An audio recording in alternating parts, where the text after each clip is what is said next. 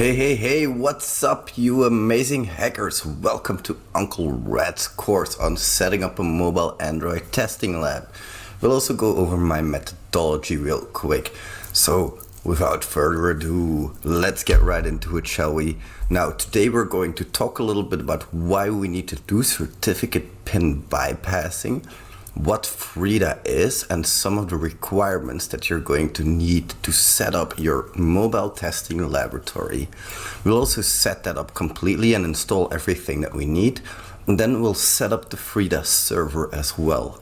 After that, we can configure Burp Suite, and then we can use our script to inject our certificate pinning bypass.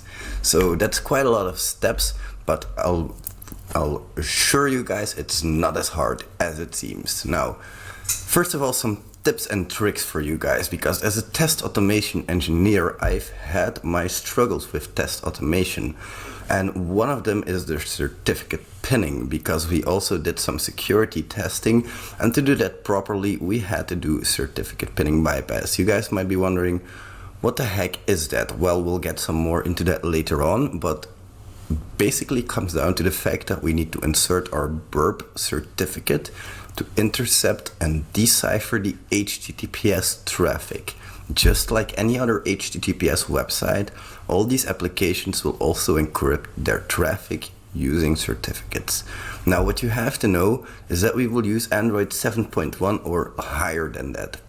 But the devices need to be rooted before the device will accept those burp certificates. If you use Android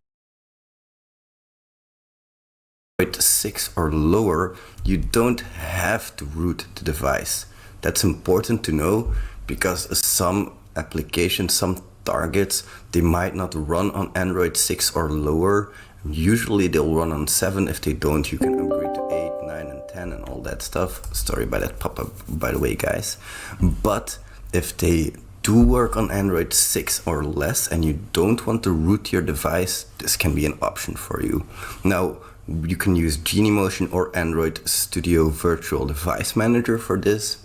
We'll be using Genymotion for this, but it's important to know you can just as easily use the Android Studio Virtual Device Manager. And sometimes the Frida script that we use, it won't work. That's because some programs use a little bit more sophisticated custom certificate pinning, and then we'll need to do some different stuff, but that's outside of the scope of this course. We'll mostly focus on standard applications like Twitter, for example. That's where this course will work on. Now, it's really important that you guys can use objections as well. That's a framework built on top of Frida. But again, we won't be going into this very much in this course.